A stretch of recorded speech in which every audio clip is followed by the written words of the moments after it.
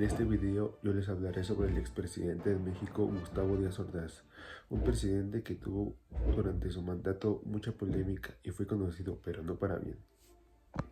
Gustavo Díaz Ordaz nació el 12 de marzo de 1911 en Ciudad Cerdán, Puebla. Díaz Ordaz fue un hombre de origen humilde en Oaxaca. Se le describía como serio, metódico y extremadamente apegado al orden y a la disciplina. Era un político conservador y honesto en términos financieros, pero su rigidez y aversión al desorden serían determinantes en su forma de gobernar. Escaló posiciones dentro del Partido Revolucionario Institucional, el PRI, y la administración pública, siendo senador y luego secretario de Gobernación antes de convertirse en presidente. Falleció el 15 de julio de 1979, a la edad de 68 años en la Ciudad de México. La causa de su muerte fue el cáncer colorectal, que derivó en complicaciones como un paro cardíaco. Su gobierno, aunque polémico, introdujo cambios relevantes. Una de las principales acciones fue la transformación del sistema fiscal, sustituyendo el viejo sistema cedular por el impuesto sobre la renta, el ISR. Esto fue clave para agravar los ingresos globales de personas y empresas y modernizar la recaudación. También se aprobaron reformas y adiciones a varios artículos del Código Penal para el Distrito y Territorios Federales. El objetivo principal de estas modificaciones fue endurecer las penas y acciones contra el tráfico de enervantes, o sea, el narcotráfico, marcando un esfuerzo formal del Estado contra este delito. Impulsó la firma del Tratado para la Prohibición de Armas Nucleares en América Latina, el Tratado de Tlatelolco, en 1967. Este tratado estableció una zona desnuclearizada en la región, siendo un hito diplomático para México. También defendió y logró la aprobación de la tesis mexicana de la soberanía permanente sobre los recursos naturales en foros internacionales.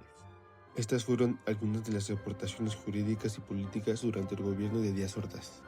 Su sexenio de 1964 hasta 1970 se dio durante el llamado desarrollo estabilizador, pero culminó en una profunda crisis social.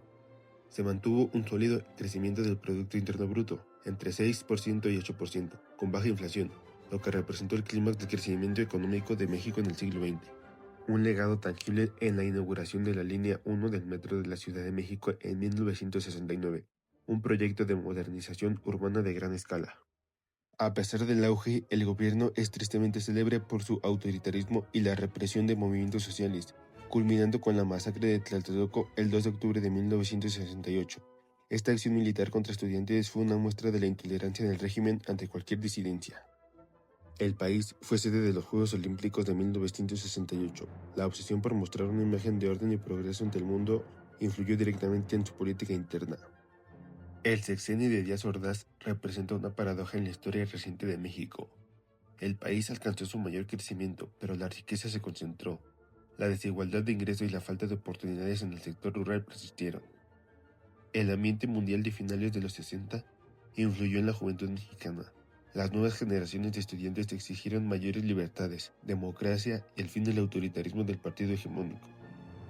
La masacre de Tlatelolco no solo puso fin al movimiento estudiantil de 1968, sino que también fracturó la relación entre el Estado y la sociedad civil. Este evento es considerado el punto de quiebre que marcó el principio del fin para el sistema político de partido único en México y sembró las semillas de la crítica social y la lucha por la democracia. El sexenio de Díaz Ordaz, que culminó formalmente el 30 de noviembre de 1970, se dio en medio de una paradoja histórica. Por un lado, el país disfrutaba del llamado desarrollo estabilizador, con un crecimiento económico sostenido y una inflación baja. Por otro lado, estaba el peso ineludible de la masacre de Tlatelolco de 1968. El uso de la fuerza del Estado para reprimir el movimiento estudiantil minó por completo la legitimidad del gobierno ante amplios sectores de la sociedad, especialmente la juventud y la intelectualidad. La imagen de orden que Díaz Ordaz quería proyectar con los Juegos Olímpicos se vio empañada por la sangre y el autoritarismo. El movimiento estudiantil, aunque reprimido violentamente, se convirtió en el parteaguas de la política mexicana. Demostró que la sociedad civil no estaba dispuesta a seguir aceptando el dominio total del gobierno del PRI sin cuestionamiento, marcando el fin de la etapa de estabilización social absoluta. A pesar de que el gobierno siguió fomentando el desarrollo económico y la construcción de infraestructura, la ruptura entre el Estado y la sociedad civil era un hecho innegable al final del sexenio. En el sistema político mexicano de aquella época, la elección del siguiente presidente recaía en una persona, el presidente saliente. Este mecanismo extralegal, conocido popularmente como el dedazo, era el verdadero proceso de sucesión dentro del Partido Revolucionario Institucional. El 8 de noviembre de 1969, Díaz Ordaz designó su candidato oficial para las elecciones de 1970, Luis Echeverría Álvarez.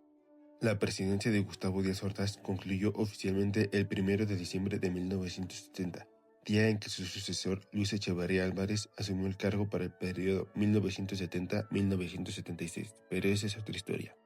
Para terminar, quiero explicar algunas de las similitudes entre el actual gobierno de la presidenta Claudia Sheinbaum y el anterior presidente Díaz Ordaz. Díaz Ordaz usó los Juegos de 1968 como una validación internacional de su sistema. Quería que el mundo viera una nación próspera y controlada. Y Sheinbaum tiene el reto de 2026. Su enfoque es que el evento sirva para impulsar un legado social, programas, becas y cultura, es decir, mostrar que el crecimiento es inclusivo y distribuido mientras sucede el Mundial de 2026. Aunque el verdadero contraste no está en los estadios, sino en la calle. Ambos gobiernos enfrentaron la disidencia justo antes de su gran evento. ¿Quién protestaba?